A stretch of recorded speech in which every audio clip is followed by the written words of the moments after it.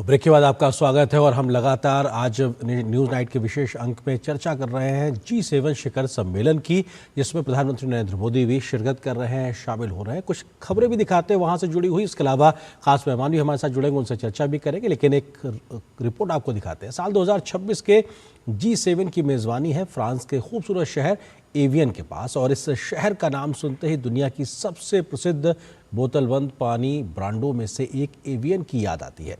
Alps पर्वतों से निकलने वाला ये प्राकृतिक पानी दुनिया के कई देशों में प्रीमियम उत्पाद के रूप में बिकता है। लेकिन जिस दुनिया में कुछ लोग बोतलबंद मिनरल वाटर खरीद रहे हैं, तो वहीं करोड़ों लोग आज भी सुरक्षित पेयजल के लिए संघर्ष कर रहे हैं। यही विरोधाभास आज वैश्विक जल संकट की सबसे बड़ी तस्वीर पेश करता है। फ्रांस के एवियन शहर से संवाददाता अजय मिश्र की ये खास रिपोर्ट देखिए।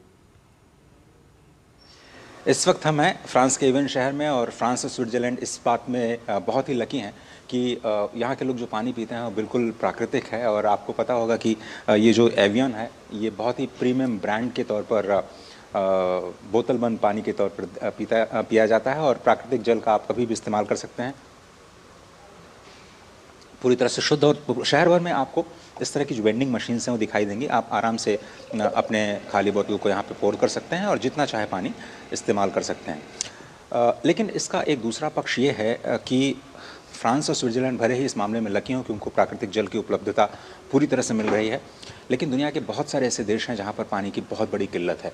अब जब G7 के मंच पर वैश्विक मुद्दों पर बात हो रही है, तो क्या जल संकट पर भी बात होगी? क्या ये एक मुद्दा बन सकता है?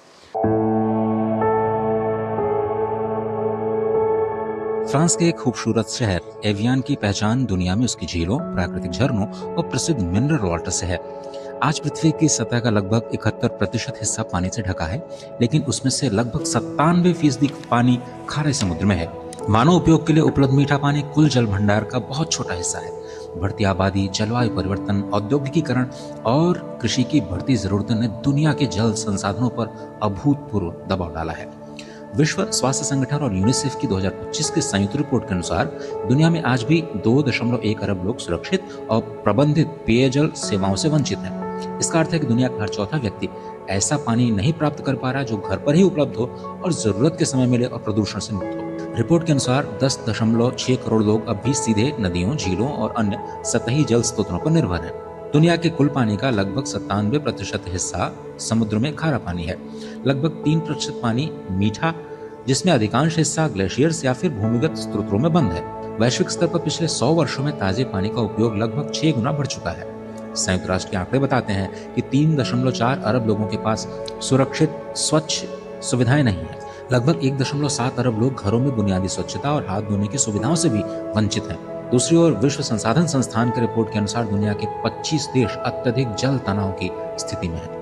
रिपोर्ट ये भी बताती है कि लगभग 4 अरब लोग साल में कम से कम 1 महीने गंभीर जल संकट का सामना करते हैं। स्थिति केवल पेयजल तक सीमित नहीं है। जल संकट का सबसे अधिक प्रभाव गरीब, ग्रामीण और संघर्ष प्रभावित क्षेत्रों पर पड़ रहा है।